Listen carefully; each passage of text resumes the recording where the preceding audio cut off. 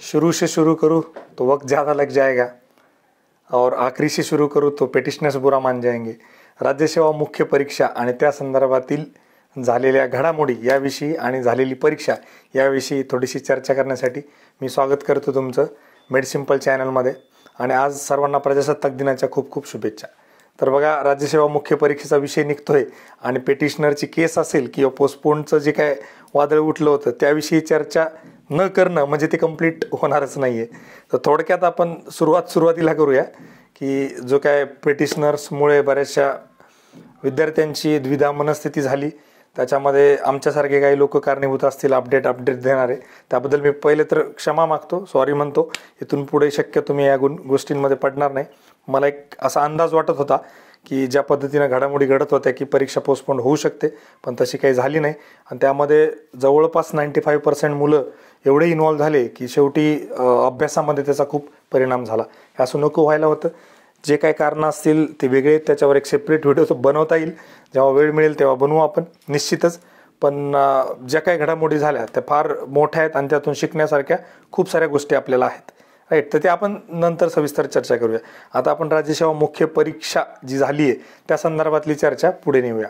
तर राज्यसेवा मुख्य परीक्षा 2022 जी जानेवारी 2023 मध्ये झाली आहे, तर त्या परीक्षेसंदर्भात जर पेपरची काठिण्य पातळी असेल किंवा मेरिट काय लागेल वगैरे वगैरे, तर आपण या व्हिडिओमध्ये कट ऑफची चर्चा करणार नाही. आपण डायरेक्ट क्वेश्चन पण डिस्कस करणार नाही. मला माहिती तुमची मानसिकताच नाही आहे कुठल्या प्रश्नाचं उत्तर ऐकायची किंवा कट ऑफची. एक जनरल साधारण चर्चा जी काय आपण पेपर दिल्यानंतर आपली असेल किंवा आपल्या मित्रांची जी प्रतिक्रिया असते, पेपर कसा गेला, कसा वाटला, कंपॅरिझन असतं की 2021चा कसा होता, 20चा कसा होता, ते मेरिट कसं लागलं, हे मेरिट कसं लागलं, मग मराठी इंग्लिश कसा होता, याविषयीची एक थोडक्यात आपण चर्चा करूया. या चर्चेसाठी जो काही बेस आहे, म्हणजे जे काही माझे मित्र आहेत ज्यांनी परीक्षा दिलेली आहे, जे काही टॉपर्स आहेत मागच्या वेळेसचे, त्यांच्याशी चर्चा केल्यानंतर ज्या काही गोष्टी समोर आल्यात तर मी तुमच्यासमोर मांडण्याचा प्रयत्न करतोय. आणि याच्यामध्ये बघा काही गोष्टी कशा आहेत की काही लोकांना पटणार पण नाहीत, काही गोष्टी काही लोकांना पटतील. त्यामुळे सगळ्यांनाच पटेल अशी गोष्ट होणारच नाही आहे. कारण 10,000 मुलांनी परीक्षा दिलेली आहे.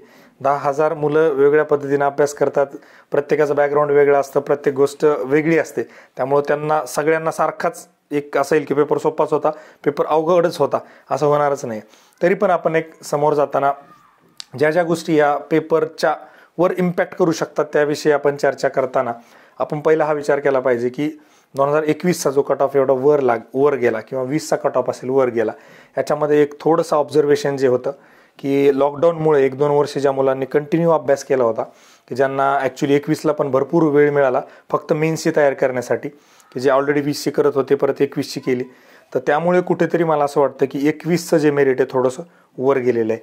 आणि कंपॅरेटिव्हली 21चे पेपर जर आपण बघितले तर कुठेतरी त्याचं साधर्म्य जे 20च्या पेपरमध्ये होतं आणि 20च्या पेपरला मुलं एवढे अडॉप्ट झाले होते आणि एवढी तयारी केलेली होती की 21चा जवळपास बऱ्याच लोकांसाठी फुल टॉसच झाला, की खूप खूप सारी सिमिलॅरिटी होती 20मध्ये. त्यामुळे काय झालं की 21च्या पेपरमध्ये ते रिफ्लेक्शन आपल्याला बघायला मिळतं. कट ऑफ वर जाणे असेल किंवा बऱ्याचशा लोकांचे स्कोर 450+ असतील, तर हे रिफ्लेक्शन मला वाटतं ते आहे की जे 1-2 वर्ष लॉकडाऊनमुळे परीक्षा झाल्या नव्हत्या आणि मग सडनली परीक्षा सुरू झाल्या आणि ज्या ज्या लोकांनी लॉकडाऊनमध्ये अभ्यास केला, खरं तर सगळ्यांचा झाला नाही पण जसं लॉकडाऊन ओपन होत गेला आणि अभ्यास चालू केला तर तो क्युम्युलेटिव्हली अभ्यासाचा इम्पॅक्ट त्याच्यावर असायला पाहिजे. दुसरं जे एक जनरल ऑब्झर्वेशन आहे की आता याच मुलांचं जे 21साठी 22साठीची तयारी करणार होते त्यातले बरेचसे लोक होते, पण तो मोमेंटम राहिलेला नव्हता. मध्ये बराचसा ब्रेक पडला, लॉकडाऊन ओपन झालेलं होतं, बाकीच्या ॲक्टिव्हिटीज सुरू झाल्या, बाकीच्या बऱ्याच लोकांना जिथे वेळ जाऊ शकतो टाईमपासच्या गोष्टी ओपन झाल्या. त्यामुळे तो मोमेंटम मला असं वाटतं की या परीक्षेमध्ये नव्हता.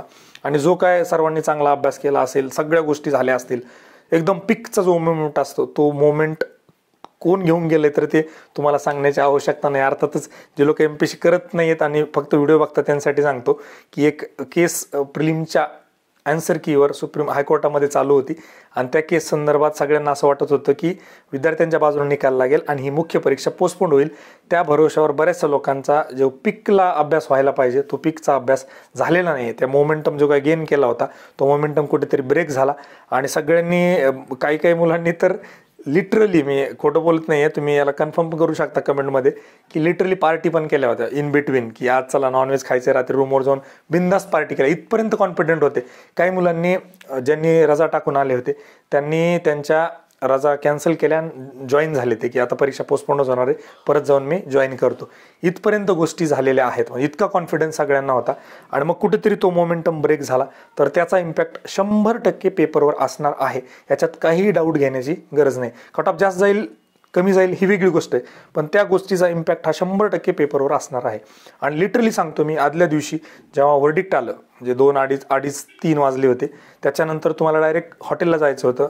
बरेचसे लोक जे सेंटरच्या दूर होते त्यांची मानसिकताच नव्हती जाण्याची. जड पावलांनी प्रत्येकजण आपापल्या हॉटेलला गेलाय आणि मानसिकताच नव्हती काय वाचायचं काय नाही. बरेचशा लोकांनी वाचलेलं नव्हतं. तिथून पुढे वाचायला घेतलं तर बराच वेळ मन लागत नव्हतं, अभ्यासात घुसत नव्हतं डोक्यामध्ये. अशा अवस्थेमध्ये पहिला दिवस तर गेला पेपरचा, म्हणजे रिटर्न असेल किंवा तुमचा ऑब्जेक्टिव्ह असेल. तर हा एक महत्त्वाचा फॅक्टर होता जो निश्चितच या परीक्षेवर परिणाम करणार होता. याच्या व्यतिरिक्त अजून एक गोष्ट होती की बरेचसे लोक जे UPSC कडून कन्वर्ट झालेले होते, तर त्या लोकांचं काय झालं की सुरुवातीला त्यांनी कदाचित केला आहे अभ्यास, पण जो एक रिव्हिजन ज्या सारख्या लागतात, जसं हिस्ट्रीसारखा विषय, फॅक्च्युअल कंट्रोल खूप चांगलं लागतं. MPSC त्यातल्यात कंबाईन करणाऱ्या मुलांचं हे खूप स्ट्रॉंग असतं. हिस्ट्री, जिओग्राफी, ज्या फॅक्ट वगैरे असतील, महाराष्ट्राची जिओग्राफी असेल, तर त्या फॅक्ट मला असं वाटतं कुठेतरी जो UPSCचा बल्क प्रिलिम्स क्लिअर करून मेन्सच्या तयारीला आला होता, त्यांना याचा कुठेतरी फटका बसल्याशिवाय राहणार नाही. आणि आता दुसरी एक बाजू आपण जर बघायची म्हटलं की पेपरची, आता एक पेपर बाय पेपर आपण थोडीशी चर्चा करूया. बघा, रिटर्नचा पेपर ॲज युजल पेपर होता. बऱ्यापैकी जे लोकांनी क्लासेस वगैरे केलेत, ज्या लोकांनी रायटिंगची प्रॅक्टिस केली, थोडे एक्सपेक्टेड एसे पण होते, त्याच लाईनवर होते, काही फारसा नाही. फक्त एक थोडासा ट्रान्सलेशन असेल मराठी टू इंग्लिश, थोडंसं लेंदी होतं, पण याच्यापेक्षा लेंदी तुम्ही जर 2014-15चे पेपर बघितले असतील, पसिंदर वगैरे असे काही शब्द वापरून फार खतरनाक, म्हणजे गौतम बुद्धांवरचा एखादा ट्रान्सलेशन असेल, फार विचित्र आणि फार अवघड याच्या आधी ट्रान्सलेशन आणले. त्यामुळे त्याबद्दल जास्त काही मला वाटतं नाही. हां, याच्यात मात्र एक निश्चित झालं, ज्या लोकांना लिहिण्याची प्रॅक्टिस नव्हती, त्यातल्यात जे फक्त कंबाईनसारखी तयारी करणारे मुलं होते किंवा जे MPSC फक्त कोर करतात, त्यांना कुठेतरी थोडंसं इंग्लिश लिहिताना अडचण आली. ती कॉमन आहे, ती काही फक्त ह्याच राज्यसेवापुरती आली असं अजिबात नाही. हां, मात्र एक गोष्ट निश्चित झाली की या राज्यसेवेला मेरिट जे लागलं त्याच्यामध्ये CSAT नव्हतं, त्यामुळे कंबाईनचे बरेचसे विद्यार्थी पास झाले होते आणि बऱ्याच लोकांनी फक्त फॉर्मॅलिटी म्हणून परीक्षा दिली. इव्हन काही क्लासमध्ये पहिल्या दिवशी आलेले मुलं नंतर आले पण नाहीत. आणि एका मित्राचे, माझा रूममेट, त्यांनी सांगितलं की माझा रूममेट कंबाईन करत होता, तो मला लिटरली मला जायची इच्छा पण नाही आहे, मला पहिल्या दिवशीचे पेपर आणि दुसऱ्या दिवशी हिस्ट्री जिओग्राफी सोडलं तर मला काय फार जास्त येतही नाही. तर असे नाही म्हटलं तरी बरेचसे 1000, 1500, 2000 तरी कंबाईन करणारे फक्त असतील की ज्यांचं टार्गेट राज्यसेवा नव्हतं. तर हे मुलं कुठेतरी ती कॉम्पिटिशन कमी करण्यामध्ये मदत करू शकतात, की ते 1500-2000 जे फक्त कोर राज्यसेवा करणार होते, जे बाहेर गेलेत, तर ज्यांच्यामुळे कॉम्पिटिशन वाढली असते, ती कुठेतरी कॉम्पिटिशन कमी होऊ शकते. त्यामुळे मला असं वाटतं की रिटर्नमध्ये काही जास्त फार वेगळं नव्हतं. ऑब्जेक्टिव्हकडे वळूया. ऑब्जेक्टिव्हकडे सगळ्यांनी जर बघितलं असेल तर बरेच लोक असं म्हणतात की पॅटर्न चेंज झाला. मला असं वाटत नाही की पॅटर्न चेंज झाला, किंवा ह्या राज्यसेवेमध्ये पण पॅटर्न चेंज असा काही प्रकार नाही आहे. प्रत्येक एक्झाममध्ये तुम्ही कुठलीही एक्झाम घ्या, म्हणजे UPSC 2011 पासून 2022 पर्यंत घ्या किंवा राज्यसेवा 2012 ते 22 पर्यंत घ्या, प्रत्येक एक्झाममध्ये काही क्वेश्चन थोडेसे रॅन्डम असतात. काही क्वेश्चन कुठेतरी, म्हणजे 2014-15ला प्रश्न विचारायचे, नंबर ऑफ ट्रॅक्टरची संख्या काय आहे, टप पाणी गळतंय थेंबाचं, ते एका दिवसात किती पाणी जमा होईल, रॅन्डम क्वेश्चन असतात. हे क्वेश्चन कधी ट्रेंड डिसाईड करत नाहीत किंवा हे क्वेश्चन कधी पॅटर्न डिसाईड करत नाहीत. तसं ऑब्जेक्टिव्हचं झालं. बऱ्याच लोकांचं असं म्हणणं आहे की खूप पॅटर्न चेंज झालं. पॅटर्न अजिबात चेंज झालेला नाही आहे. फक्त काही प्रश्न विचारण्याची पद्धत थोडीशी बदलली, याचा अर्थ पूर्ण पॅटर्न बदलला असा होत नाही. व्होकॅब्लरी बऱ्यापैकी प्रिव्हियस इयर क्वेश्चन होते. वाक्प्रचार म्हणी किंवा इंग्लिश व्होकॅब्लरी असेल, आणि त्यातल्यात कंबाईन ज्यांनी ते प्रिव्हियस इयर खूप चांगलं स्ट्रॉंग केलं आहे ना, मला नाही वाटत त्यांचं फार एखादा अर्ध चुकला असेल. त्यामुळे तिथे जास्त काही पॅटर्न चेंज वगैरे नाही आहे. पण ज्या लोकांनी फक्त जसं की असं समजून घेतले की एक्झाम्पलच पाठ करायचे, त्याच्यावरच प्रश्न येतील, पण असंही नाही आहे की जे नियम विचारलेत, बघा 2019-20लाही नियम थोडेफार विचारले होते, 21लाही बरेचसे नियम विचारले होते, 22लाही नियम विचारले. त्यामुळे तो काही पॅटर्न चेंज म्हणता येणार नाही. असं होऊ शकतं की तुम्हाला अवघड गेला म्हणजे तुम्ही त्या नियमांनुसार जे प्रश्न विचारतात त्याची तयारी कमी असेल. पण ओव्हरऑल नेहमीपेक्षा पेपर अवघड होता, कारण सिम्पल होतं की प्रश्न थोडेसे अवघड पेरीफेरीतले जास्त विचारले होते. सामासिक शब्द जरी असतील, रेग्युलरी आपलं काय असतात जे रेग्युलर अडिक मिडिक, चिल्ली मिली वगैरे जे काय छोटे छोटे शब्द असतात याच्यातले, म्हणजे कन्नड असेल किंवा तेलुगू असेल, ते तशा प्रकारचे नव्हते. थोडेसे अवघड प्रश्न.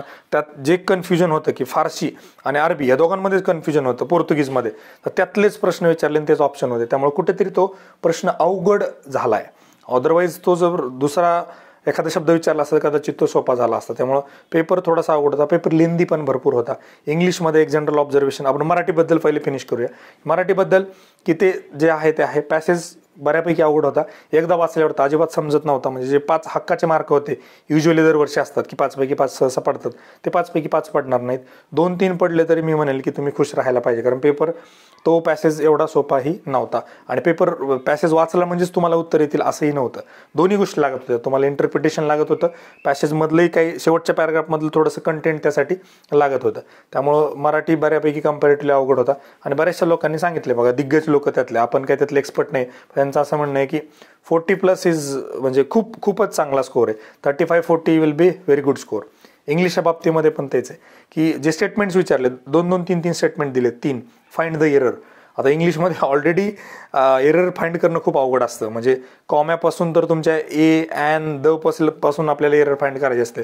3-3 स्टेटमेंट एका क्वेश्चनमध्ये, म्हणजे एका मार्कासाठी 3 प्रश्न सोडवण्याची ती एक प्रकारची काय म्हणायचं प्रयत्न करावा लागत होता. त्यामुळे कुठेतरी पेपर थोडासा लेंदी झालेला होता. आणि इंग्लिशचा पॅसेज मात्र सोपा होता. ते थोडंसं कॉम्पेन्सेट कुठेतरी होईल की 1-2 प्रश्न जे अवघड होते ते इंग्लिशमध्ये पॅसेजमुळं कदाचित बऱ्याच लोकांचे 5 पैकी 5 पण येतील. पण ओव्हरऑल जर बघितलं तर इंग्लिश दरवर्षीपेक्षा निश्चितच अवघड होता, त्यात काहीच डाऊट नाही. याचं मी तुम्हाला एक काय म्हणायचं त्याला प्रूफ सांगतो की आमचे मित्र सुधाकर लेंडवे सर, याच्या आधी आपल्या यूट्यूब चॅनलवर बऱ्याच वेळेस मी त्यांचं नाव मेन्शन केलं, ते आलेले पण आहेत कदाचित व्हिडिओमध्ये कुठल्या तरी. तर त्यांना मागच्या वेळेस 88.5 मार्क होते मराठी इंग्लिशला 2021 राज्यसेवा. त्यांचा स्कोअर मी परमिशन न घेता सांगतो, त्यांची काही प्रॉब्लेम नसावा त्यांना. 472 आहे त्यांचा स्कोअर विदाऊट रिटर्न. इंटरव्ह्यू आहे त्यांचा आता पुढच्या स्लॉटमध्ये होईल.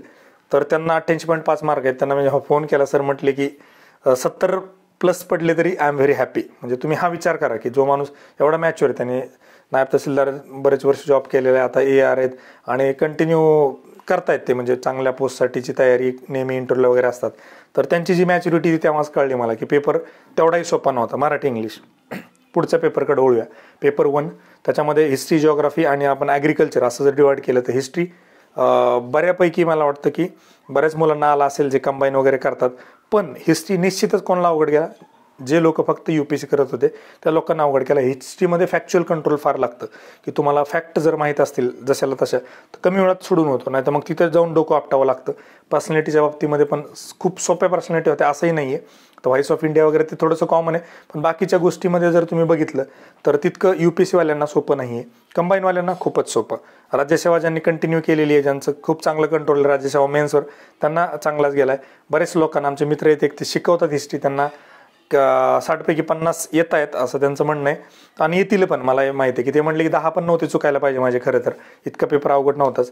त्यामुळे हिस्ट्री मी म्हणेल की moderate, not easy, not so difficult. Coming to geography बऱ्यापैकी ॲज युजल जे काय रुटीन असतं ते, आणि बऱ्यापैकी मला वाटतं की नॉर्मल आपण त्याला रेग्युलर म्हणूया, इझी म्हणण्यापेक्षा. इझी टू मॉडरेटकडे जाईल पण रेग्युलर. आणि ॲग्रिकल्चर जर म्हटलं तर ॲग्रिकल्चरमध्ये मला असं वाटतं की थोडंसं कुठेतरी काही लोकांचं असं म्हणणं आहे की त्यांनी ह्यावेळेस पिकांच्या जाती वगैरे विचारल्या नाही, त्यामुळे सोपा ॲग्रिकल्चर होता. पण एवढाही सोपा ॲग्रिकल्चर नव्हता. काही क्वेश्चन जे होते ते थोडेसे ट्विस्ट केलेले होते, सब्जेक्टिव्ह आन्सर्स होते. म्हणजे एखाद्याला हे आन्सर वाटू शकतं, दुसऱ्याला ते वाटू शकतं. ह्या दोघांना काय वाटतं ते महत्त्वाचं नाही आहे, त्या आन्सर की देणाऱ्याला काय वाटतं ते महत्त्वाचं आहे. त्यामुळं कुठेतरी थोडासा मॉडरेटकडे ॲग्रिकल्चर जातो. अदरवाईज आपण जिओग्राफी तर इझीच म्हणूया, history moderate, easy to moderate, आणि ॲग्रिकल्चर मॉडरेट, राईट. पेपर 1. आणि याच्यामध्ये थोडंसं एक पेपरमध्ये काही प्रश्न जे होते 4-4, 5-5 प्रश्न, थोडेसे नवीन प्रकारचे प्रश्न बघायला मिळाले. हे दरवर्षीच असतं, प्रत्येक परीक्षेमध्ये ते एक्सपेरिमेंट करत राहतात. कधी ज्यांच्याकडून सोर्स म्हणजे ज्यांच्याकडून प्रश्न घेतात तर व्यक्ती बदलला की त्याची प्रश्न विचारण्याची पद्धत पण बदलते. त्यामुळे मला असं वाटतं एक जनरल ऑब्झर्वेशन की 21पर्यंत जे काही लोक होते ज्यांच्याकडून प्रोफेसर्स असतील यांच्याकडून प्रश्न मागवले जात होते ते कदाचित चेंज केले असतील, आणि 22ला त्यांनी नवीन लोक जे आहेत त्यांच्याकडून प्रश्न घेतले असतील. त्यामुळं थोडासा एक शिफ्ट बघायला आपल्याला हलकासा मिळतो, तो त्यामुळं पण असू शकतो. Coming to paper 2, polity paper. बघा, त्या 2 गोष्टी फार महत्त्वाच्या आहेत. जे कोर MPSC करणारे होते बऱ्यापैकी अवघड पेपर गेलेला आहे, बऱ्यापैकी अवघड, याच्यात काही दुमत नाही आहे. कोणाला सोपा गेलाय? ज्या लोकांनी थोडंसं फॅक्च्युअल कंट्रोल पण आहे, लक्ष्मीकांत गोष्टी तोंडपाठ आहेत, आर्टिकल तोंडपाठ आहेत माझ्यासोबतचे, मी तुम्हाला पुढच्या व्हिडिओमध्ये घेऊन येईन ते लोक. तुम्ही त्यांना रँडमली कधी आर्टिकल 100चे 100 अमेंडमेंट विचारा, 100 अमेंडमेंट सांगणार. आर्टिकल कुठलंही विचारा, कधी रँडमली विचारा, सांगणार. या लोकांना आणि ज्यांना परत थोडा UPSCचा टच आहे, तर अॅनालिटिकल आणि रिडिंग बिटवीन द लाईन्स जे काय क्वेश्चन होते ते क्वेश्चन त्यांना बऱ्यापैकी चांगले गेलेत. त्यांसाठी हा पेपर इझी टू मॉडरेट होता. पण जे लोक फक्त कंबाईन करत होते किंवा जे लोक फक्त राज्यसेवा करत होते आणि ज्यांनी आत्तापर्यंत मागच्याच फक्त प्रिव्हियस इयर म्हणजे त्यातल्यात 20-21च्या पेपरला धरून अभ्यास केलेला होता, त्यांना कुठेतरी थोडंसं जे question reading between the lines असतील किंवा लक्ष्मीकांतच्या थोडेसे बाहेर किंवा थोडे धरून काढलेले प्रश्न असतील, मला वाटतं ते मॉडरेट टू डिफिकल्टकडे त्यांच्यासाठी पेपर गेलेला आहे. इन जनरल सगळ्यांना क्लब करून जर आपण बघितलं तर मॉडरेट टू डिफिकल्ट पेपर 2 आपल्याला बघायला मिळतो. अजून एक त्यातलं एक ऑब्झर्वेशन की जे हक्काचे मार्क असतात प्रत्येकाचे, की ज्याच्यामध्ये आपण म्हणतो ॲक्ट्स, तर ॲक्ट्स स्ट्रेट फॉरवर्ड नव्हते. अजून एक मोठा चेंज बघायला मिळाला, तो होणारच होता. 21-20चा पेपर बघा तुम्ही, नवीन सिलेबसमध्ये काही गोष्टी ॲड केल्या, त्याच्यावर जास्त प्रश्न येणं ऑब्वियस होतं. तसंच झालं. MLRCमध्ये बरेचसे प्रश्न विचारले. आता सुधाकर सर स्वतःच ते नायब तहसीलदार राहिलेले आहेत, त्यामुळे त्यांना थोडंसं बॅकग्राऊंड आहे. तरी पण सर म्हणले की बऱ्यापैकी अवघड प्रश्न होते जे काही MLRCवर विचारले. बाकी रुटीन तर फार सोपे नव्हते. सेक्शन सबसेक्शन पण विचारले होते, त्याच्यामध्ये पण ट्विस्ट केलं होतं. म्हणजे 9A 9B 10 11 असे ऑप्शन दिले होते. पूर्वी कसं असायचं, फक्त 9A दिलेला असायचा, मग 10 11 12 दिसायचं, सगळेजण 9A मारायचे, मोकळे व्हायचे. बऱ्यापैकी वेळेला तेच उत्तर असायचं. ते काय ठोकताळे सगळे आहेत, सगळ्यांना माहिती आहेत ते काय ठोकताळे आहेत, तर उत्तराखंड कसं जायचं. पण इथं 9A पण आला आणि 9B पण आला. मग आता काय होतं की थोडंसं कन्फ्युजन होतं, दोनमध्ये एक 50-50. तर अशा प्रकारे थोडंसं ॲक्टचे जे पण क्वेश्चन आहेत थोडेसे अवघड आले, त्यामुळे कुठेतरी हा मॉडरेट टू डिफिकल्टकडे पेपर सेकंड जातो. कमिंग टू पेपर 3, पेपरमध्ये खूप फील गुड येतो. तसं अटल बिहारींच्या काळात 2004ला फील गुड आलं होतं, पण सरकार काँग्रेसचं आलं. तसं आहे की ते दिल बहलाने के लिए ख्याल अच्छा है गालिब, की पेपर सोडवताना खूप मस्त वाटतं. पण जर तुम्ही आता घरी येऊन ॲन्सर चेक केले असतील किंवा जेव्हा ॲन्सर की येईल तेव्हा कळेल की अरे हे असं नाही, असं होतं, अरे याच्यामध्ये हे असा विचार करायचा होता, हे छोटंसं इथं पकडलं होतं, ही डेट ही नव्हती, हे कुठेतरी 1970 नाही आहे, ते 72 काहीतरी आहे, ते असं कुठेतरी ट्विस्ट करायचा प्रयत्न केला. त्यामुळे पेपर 3 वाटतो तेवढा सोपा नाही आहे. तिथे खूप जास्त स्कोर होईल असं मला वैयक्तिक वाटत नाही. आणि काय असते, प्रत्येक वेळेला प्रत्येक माणसाला काही गोष्टी लक न जातात, काही बॅड लक न जातात. या 700 क्वेश्चनमध्ये ना बॅड लक चालतं ना लक चालतं, तुमचा अभ्यास जास्त चालतो. लक कुठे चालू शकतं 20-25 मॅक्स 30 प्रश्नांपर्यंत, बॅड लक कुठे चालू 20-25-30 प्रश्नांपर्यंत. पण तुमचं जर अभ्यास दांडगा असेल, तुमचं सगळ्या गोष्टींना अभ्यास झालेला असेल, तर ते तेवढा मॅटर करणार नाही. फक्त लकीली जर कोणाचे आले तर चांगले मार्क येऊ शकतात, पण सगळ्यांचे चांगले मार्क येतील अजिबातच नाही. पेपर 3 पण मॉडरेटच होता, not easy, not very difficult also, कारण बरेचसे HRDमध्ये सिलेबस कमी असल्यामुळं बऱ्याच लोकांनी बऱ्याचशा गोष्टींचा अभ्यास डिटेलमध्ये केल्यामुळं थोडा टप्प्यातला वाटतो, ओळखीचे तरी वाटतात प्रश्न.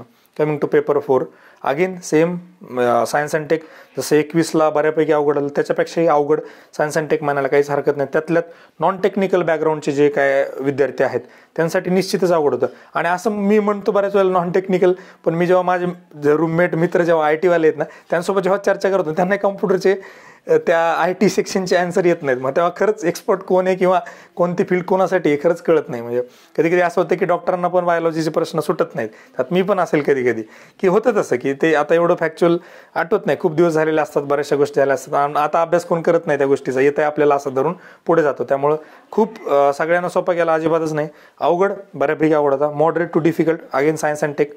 आणि प्रश्न ह्यावेळेस तर R&D वाले होते, रिसर्च अँड डेव्हलपमेंट वाले. तुम्ही बघा कुठून काय आणलं तिकडे, फिलिपाईन्समध्ये काय फूड वापरतात, त्यात काय वापरतात, काय वाचायचा संबंध आहे, कुठल्या सिलेबसमध्ये. कोणीतरी रिसर्च फक्त सर्च करायचं की रिसेंट डेव्हलपमेंट्स इन बायोटेक्नॉलॉजी, सर्चवर जे येतील 2-3 गोष्टी त्यातून एक प्रश्न बनवायचा. तर ॲक्च्युली याची हिंट मला गौरव इंगोले सर बघा, डेप्युटी कलेक्टर आहेत 19चे, 18ला एक क्लास होते, मला गौरवने सांगितलं होतं आधीच की हे करायला पाहिजे सायन्स अँड टेकमध्ये, recent developments in ICT, recent developments in space technology, हे करायला पाहिजे, न्यूक्लिअर टेक्नॉलॉजी हे करायला पाहिजे. पण तेवढं करायला वेळ ॲक्च्युली ह्यावेळेस तर रिव्हिजनला पण शेवटी कोणाला वेळ मिळालेला नाही, त्यामुळे ते करणं फार डिफिकल्ट होतं. आणि किती गोष्टी करणार ना आपण, त्याला एक लिमिट असतं. त्यामुळं सायन्स अँड टेक्नॉलॉजी बऱ्यापैकी अवघड. Coming to economy part, economy again तेच की ज्या लोकांचं बेसिक खूप स्ट्रॉंग आहे, कन्सेप्च्युअल क्लॅरिटी चांगली आहे, त्यांचं ॲप्लिकेशन चांगलं आहे, की तुम्हाला टॅक्स टू GDP रेशो वाढला तर काय होतं, इन्फ्लेशन, बाकी साध्या गोष्टी सगळ्यांना येतात, ते दिलेले पण असतात. पण जसं दरवर्षीसारखं फॅक्च्युअल गोष्टी दिल्या, समजा जसं की याच्यामध्ये GDP ग्रोथ किती होता किंवा कसा वाढला काय, ते सगळ्यांना माहिती असतं. पण जेव्हा प्रश्न ॲनालिटिकल असतात, आणि अजून एक गंमत त्याच्यामध्ये काय झाली की तुम्ही 3 स्टेटमेंट दिलेत, 4 स्टेटमेंट दिलेत आणि खाली पर्याय तुम्ही शोधता हॉलवाला पर्यायच नसतो. ABC असतो, BCD असतो आणि ACD असतो. मग तुम्हाला यातला एक कुठला तरी रॉंग करायचा आहे. रॉंग कुठला करायचा आहे? व्हेरी डिफिकल्ट क्वेश्चन, 4ही बरोबर वाटायला लागतात ऑप्शन. त्यामुळं कदाचित हा पेपर अजून अवघड होऊ शकतो इकॉनॉमीचा, की त्याच्यामध्ये ऑलवाले बऱ्याच ठिकाणी ऑप्शन नव्हते आणि बऱ्याच ठिकाणी फक्त की तुमचं प्रेझेन्स ऑफ माइंड कसं हे चेक करण्यासाठी वर लिहिलं इनकरेक्ट, खाली नन ऑफ द अबो, आणि एका ठिकाणी तर वर इनकरेक्ट आणि खाली none of the above is incorrect. म्हणजे सांगतो, वर विचारलं which of the following statement is incorrect. पहिला ऑप्शन ए इज इनकरेक्ट, दुसरा बी इज इनकरेक्ट, तिसरा both A and B are incorrect, चौथा none of the above are incorrect. म्हणजे हा असतो स्टम्बलिंग ब्लॉक, ज्याला आपण म्हणतो स्पीड ब्रेकर. तुम्ही चांगल्या फ्लोमध्ये पेपर सोडत असतात, अडकलात तुम्ही, चांगला 1-1.5 मिनिटं घेतला, तिथं विचार करायला लागले, अरे हे बोथ इनकरेक्ट म्हणजे काय आणि हे none of the above is incorrect म्हणजे काय, आणि वर परत इनकरेक्ट विचारले, 2 इनकरेक्ट केले, मायनस मायनस ते प्लस होऊन जाईल, ते 3 स्टेटमेंट बरोबर येतील. कुठेतरी इथे पण थोडा ट्रॅप करायचा प्रयत्न केला. जिथं जिथं बघा तुम्ही मॅक्झिमम वेळा वर इनकरेक्ट विचारलंय, खाली नॉन ऑफ द अबो पर्याय असण्याचे चान्सेस बऱ्यापैकी होते. त्यामुळे ते कुठेतरी थोडंसं प्रेझेन्स ऑफ माइंड, घाईघाईमधल्या चुका, ते पण एक्झामिनरनं पकडायचा प्रयत्न केलेला आहे. राईट. त्यामुळे हे तितकंसं सोपं राहिलेलं नाही आहे. आणि पूर्वी कसं इतिहासामध्ये पण बऱ्याच वेळेला बघा की हे वृत्तपत्र कोणी चालू केले, सरळ सरळ प्रश्न असायचा किंवा जोड्या लावा. आता तसं नाही आहे, 4-5 वृत्तपत्रांची नावं दिली आणि मग विचारलं हे कशाचे रिलेटेड आहे. ते थोडासा कुठेतरी UPSCकडे टिल्ट गेला ह्या प्रश्नाच्या बाबतीमध्ये, सगळा नाही आहे, थोडासा, तर ते प्रश्न अजून अवघड होऊन बसतो. त्यामुळं एरियाज कधी कधी ते जरी दिसत असले तर प्रश्न विचारण्याची पद्धत थोडीशी अवघड होत गेलेली आहे. करेक्ट. हे झालं इन जनरल इकॉनॉमी आणि बाकीच्या गोष्टींमध्ये. मध्ये आता थोडंसं आपण छोटे छोटे जरी टॉपिक बघितले, रिमोट सेन्सिंग वगैरे, मागच्या ज्याला फक्त सिलेबस पार्ट आहे त्याला रिमोट सेन्सिंग सगळं झालं असतं. ऑप्शनमध्ये ग्लोबल पोझिशनिंग सिस्टीम होतं, GPS होतं, रिमोट सेन्सिंग होतं, तुमच्या बेसिक गोष्टी सगळ्या होत्या. ह्यावेळेस तसं नव्हतं. रिमोट सेन्सिंगमध्ये ज्यांना खरंच थोडासा अभ्यास केला आहे, त्याला बऱ्यापैकी गोष्टी माहीत आहेत, त्यांनाच बऱ्यापैकी आलेला असेल, सगळ्यांना येईल असं अजिबातच नाही. मग आता सगळं झालं, मग याच्यात पुढे काय काय होऊ शकतं. आता पहिली तर पॉसिबिलिटी ही आहे की आन्सर की येईल का नाही, हा खूप मोठा प्रश्न आहे. ॲक्च्युली मी विचारायला सांगितलं आहे, त्याचं अजून मला ऑथेंटिकेशन आलेलं नाही आहे. जसं येईल मी तुम्हाला ग्रुपवर सांगून देईल, आपल्या MPC मेड सिम्पलवर ग्रुपवर सांगेल की आन्सर की येणार आहे का नाही. पण मला तर डाऊट आहे. मी त्यावेळेस पण जेव्हा नोटिफिकेशन MPSCनं टाकलं होतं आन्सर की बाबतीत, तेव्हा पण म्हटलं होतं मी की हे मला कुठेतरी UPSCकडे जाण्याचं लक्षण दिसते की आन्सर कीच द्यायची नाही, सगळी फायनल प्रोसेस संपल्यानंतर डायरेक्ट आन्सर की पब्लिश करायची. म्हणजे ना रहेगा बाज ना बजेगी बासरी, कोर्ट केस नाही ना, पेटिशनर्स नाही ना, काही नाही. कदाचित त्याकडे पावलं असू शकतं, तर ते मी कन्फर्म तुम्हाला उद्या किंवा परवाच निश्चितपणे सांगेल की आन्सर की येणार आहे की नाही. जास्त वाट बघत बसू नका. आणि आन्सर कीला थोडं लेट होऊ शकतं, कारण काय, 10,000 मुलांच्या OMR शीट स्कॅन करायला थोडा वेळ लागतो आणि तो स्टँडर्ड प्रोटोकॉल आहे की OMR स्कॅन झाल्याशिवाय आन्सर की येत नाही. बरोबर आहे. हे मी व्हेरीफाय केलेलं आहे, याच्यात काही डाऊट नाही. मी जे बोलतोय ते 100% खरंच सांगतो की जोपर्यंत कॉपी स्कॅन होत नाही तोपर्यंत आन्सर की अपलोड होत नाही. आन्सर की त्यांच्याकडे रेडी असते, फक्त ते याची वाट बघतात. त्याचं कारण एकच मिनिटात सांगतो. त्याचं कारण हे आहे की समजा फॉर एक्झाम्पल आन्सर की पब्लिश केली, कोणीतरी त्यात आयोगातलं असेल, कोणी असेल ओळखीचं, आणि त्यानं काय केलं की सगळे आन्सर बघितले आणि नंतर गोल केले आणि मग त्याची कॉपी जर स्कॅन झाली तर मोठा स्कॅन्डल होऊ शकतो. म्हणून आधी सगळ्यांचे स्कॅन, मग आन्सर की पब्लिश. ते फक्त ट्रान्सपरन्सीसाठीचा प्रोटोकॉल आहे, त्यात काही जास्त वेगळं नाही आहे. मग आता दुसरी गोष्ट की कट ऑफ किती लागेल, काय लागेल, तर एक कट ऑफ विषयी आपण चर्चा करणारच नाही. पण साधारण मला असं वाटतं की मागच्या एवढा तर कट ऑफ लागणार नाहीच. म्हणजे काही लोक असंही म्हणतात की कट ऑफ जास्तही लागेल, पेपर खूप सोपे होते. काही लोकांना पेपर सोपे गेलेत, पण इथे काहींचा प्रश्न आहे, 600+ जागा आहेत. तर तुम्ही फक्त टॉप 100चा जर विचार करत असाल तर मग तुम्ही, मला असं वाटतं, कुठेतरी गफलत करताय. चुकतात माझे अंदाज, मी मान्य करतो, पण ह्यावेळेस असं नाही होणार. Let the dust settle, answer की येऊ द्या, बरोबर सगळे लोक जागेवर येतात. काय असतं की सुरुवातीला प्रत्येकाला वाटतं आपलंच उत्तर बरोबर आहे, आपलंच उत्तर बरोबर आहे. राज्यसेवा प्रिलिम्सलाही तसंच केलं. सगळ्यांनी इतके हाईप केले ना, कट ऑफ इतके हाईप केले, बऱ्याचशा विद्यार्थ्यांचं इतकं नुकसान झालं की म्हणजे सांगण्याची गोष्ट नाही आहे. की लिटरली काही मुलांनी जॉब जॉईन केले होते. प्रिलिम्सचा रिझल्ट लागल्यानंतर बरेच लोक वापस आले परत राज्यसेवा करायला. इथपर्यंत हाईप केलं होतं की नाही कट ऑफ 115च्या खाली येणारच नाही वगैरे वगैरे, वॉट एव्हर काय जे असेल ते. त्यामुळे मला नाही वाटत असं की कट ऑफ खूप ओव्हर जाईल म्हणून. आणि कसं आहे, दुसरी गोष्ट की याच्यामध्ये एक गोष्ट होऊ शकते बघा, क्लास 1 आणि क्लास 2चा कट ऑफ याच्यामध्ये बराचसा डिफरन्स जास्त राहणार आहे.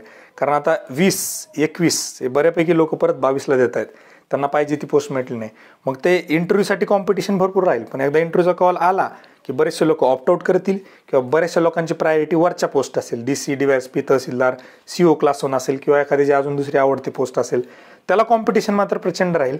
पण खालच्या ज्या पोस्ट आहेत त्यातल्या क्लास 1च्या खालच्या डेव्हलपमेंटच्या आणि मग क्लास 2च्या ह्याच्यामध्ये गॅप भरपूर राहील. असं नाही म्हणा, कॉम्पिटिशन फार इथे कमी राहील. कारण कसं होतील की ज्यांना इंटरव्ह्यूचा कॉल आला त्यांचीच मात्र चान्सेस पास होण्याचे किंवा काहीतरी घेऊन जाण्याचे खूप जास्त चान्सेस आहेत की आया हो तो कुछ ना कुछ लेके जाऊंगा, अशी परिस्थिती 100% होईल जर इंटरव्ह्यूचा कॉल आला तर. आणि आता बरेचसे लोक बघा इंटरव्ह्यूला पण आहेत, त्यांची तीच अपेक्षा आहे की मला इथं नाही मिळेल तर पुढच्या वेळेस तरी चांगली मिळेल. इथं जर ज्या लोकांना चांगली मिळेल किंवा ॲटलिस्ट आता 400 तर लोकांना पोस्ट मिळणारच आहे, तर 400 लोक असे असतील की काहींना क्लास 2 असेल, क्लास 1, तर ते त्या पोस्ट तरी ऑप्ट आउट करतील किंवा त्या प्रेफरन्समध्ये टाकणार नाहीत. म्हणजे त्याची कॉम्पिटिशन कुठेतरी कमी होईल, मोकळी होईल, राईट. आणि मी जे सांगतोय ना की त्या पोस्टपोनचा इम्पॅक्ट प्रचंड असणार आहे पेपरवर.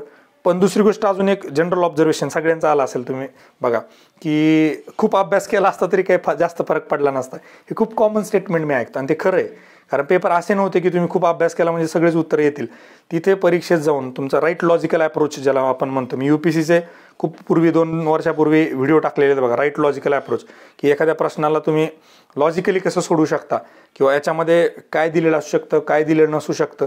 हे जे ठोकताळे ज्यांचे तयार झालेत त्यांना मात्र निश्चितच 5-5, 10-10 मार्क प्रत्येक पेपरला जास्त पडणार आहेत, राईट. पण हे कोणाचं डेव्हलप झालेलं असतं, ज्यांनी त्याच्यावर खूप प्रॅक्टिस केलेली असते, ज्याच्यामध्ये ते रक्तात भिनलेलं असतं की त्यांना प्रश्न बघितलं की त्याला माहिती याला काय वापरायचं, याला काय नाही वापरायचं, काट पुढे, त्यांनाच फक्त फायदा होईल. ज्यांनी लोकांनी काहीतरी उगा आपलं कोणते सांगितलं केलं वगैरे तसं होत नसतं, बऱ्याच वेळा ते बॅकफायर होण्याचे पण चान्सेस असतात. पण अजूनही सांगतो की ज्या लोकांना जमलं ना त्या लोकांना जमणारच आहे. पेपरमध्ये काही हिंट होत्या, त्या हिंट तुम्ही वापरल्या की तुम्हाला एक ट्रेंडच कळत होता पेपरचा की ते कुठे ट्रॅप करतायत, कुठे चुकीचे उत्तर देऊ शकतायत. आणि ते लोक ज्या लोकांना सापडलं त्यांना 100 जवळ जाणं थोडंसं सोपं होईल. बाकीच्यांसाठी 100 जाणं ॲटलिस्ट पेपर 2 असेल किंवा ॲटलिस्ट पेपर 4 असेल is very difficult, very difficult. मी फार काय म्हणतं रिस्पॉन्सिबली आणि फार विचार करून ही गोष्ट बोलतोय. पेपर 2 आणि पेपर 4मध्ये 100 टच करणं is very difficult. Paper English Marathi ग्रामरमध्ये 70+ काढणं इज व्हेरी डिफिकल्ट, राईट. त्यामुळं मला नाही वाटत की फार लोकांनी याच्यामधून काहीतरी घाबरून जाण्यासारखं काम आहे किंवा पेपर माहीत नाही कसे गेले काय. आणि बघा सगळ्यांच्याच घरोघरी मातीच्या चुली, 95% मुलं ह्या पोस्टपोनमध्ये गुंतलेले होतेच होते. असं नाही की कोणतरी खूप निवांत अभ्यास करत बसले ज्याला काहीच परिणाम नाही. कारण माणूस हा मशीनसारखा नसतो, switch on switch off, button दाबलं की तो गेला. आणि माणसाला इमोशन्स असतात, माणसाला सराउंडिंग असतं. आपण ॲटमॉस्फिअरला इनपुट देत असतो, ॲटमॉस्फिअरचे एन्व्हायरमेंटचे इनपुट घेत असतो. ड्युएल गोष्टी कनेक्टेड असतात इकोसिस्टीममध्ये. तसं माणसं फार कमी आहे. 5% जरी मी खूप धरलेत असतील बाबा काही लोक जे की निश्चित फक्त अभ्यासच करत होते, त्यांना काही घेणं देणं नव्हतं. पण तसे लोक किती असणार आहेत असून. आणि मग ते त्यांचा अभ्यास किती असणार आहे काय, या जर तरच्या गोष्टी आहेत, याला डिस्कस करण्यामध्ये काही अर्थ नाही, राईट. तर दुसरी गोष्ट ही आहे की मग इथून पुढे बऱ्याच लोकांनी विचारलं बघा की मग मी काय करू, पुढे कंबाईन करू का काय करू. थोडंसं वाट बघा, 2-3 दिवस आन्सर की आली की बऱ्याचशा गोष्टी क्लिअर होतील. आणि जे काय लोकांनी वाढवले की मार्क पडतील थोडंसं कळेल तुम्हाला काय होईल काय नाही. फक्त पहिल्या आन्सर कीची वाट बघा. आणि मी काय सांगतो ते फक्त लक्षात ठेवा. जर माझं चुकलं तर बिंदास तुम्ही क्रिटिसाइज करू शकता. आपल्यासाठी फोरम मेड सिम्पलचा ग्रुप ओपन करून ठेवलेला आहे, त्यात काहीच म्हणजे जास्त रेस्ट्रिक्शन नाही आहेत. फक्त एकच विनंती आहे की ऑफेन्सिव्ह लँग्वेज नको आहे. आणि क्रिटिसाइज करताना थोडंसं चांगल्या भाषेत क्रिटिसाइज करा. कुणालाही, मलाच नाही, बाकीच्यांच्या बाबतीमध्ये मी सांगतो. बरेचसे लोक दुसऱ्यांनाही क्रिटिसाइज करतात, तर तो एक भाग सोडून द्या, त्याचा काही जास्त विषय इथे नको. तसं एकंदरीत सांगायची गोष्ट की मग कंबाईनकडे 30 एप्रिलची परीक्षा आहे, ती आपल्याला टार्गेट करता येऊ शकते. जर आपला स्कोअर पाहिजे तसा नाही आला आपल्याला त्याचाही फायदा आहे. मग मात्र इथून काय शिकायला मिळतं तर ते फार महत्त्वाचं आहे की तुम्ही मग जर इथे वेळ घालवला आहे तर इथून तो ॲटलिस्ट अप्रोच तुमचा डेव्हलप झाला आहे का, राईट लॉजिकल अप्रोच ज्याला म्हणतो. की कारण इथून पुढच्या ज्या परीक्षा आहेत बघा याच्यावर तुम्हाला ह्या पेपरचं रिफ्लेक्शन दिसणार आहे. कारण काय सांगतो मी तुम्हाला, ट्रेंड पॅटर्न वगैरे चेंज नाही झालेला. जे एक्झामिनर आहेत ज्यांच्याकडून प्रश्न घेतले जात आहेत ते कदाचित पॉसिबिलिटी मला असं वाटतं की ते चेंज झाले असतील.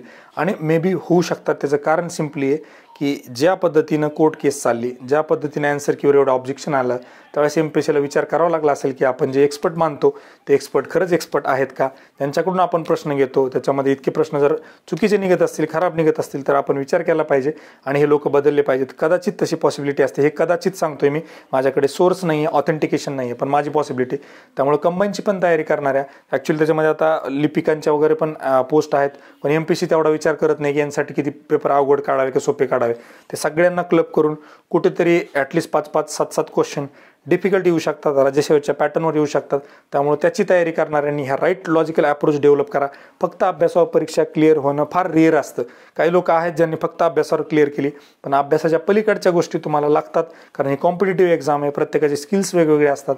स्किल डेव्हलपमेंट करण्याचा प्रयत्न करा आणि निश्चितच जर आन्सर की आली तर आपण त्यानंतर भेटूयात, नाही आली तरी जेव्हा क्लिअर होईल तेव्हा मी परत त्याच्याविषयी आपण चर्चा करूया. So thank you very much for being here and all the very best for your results.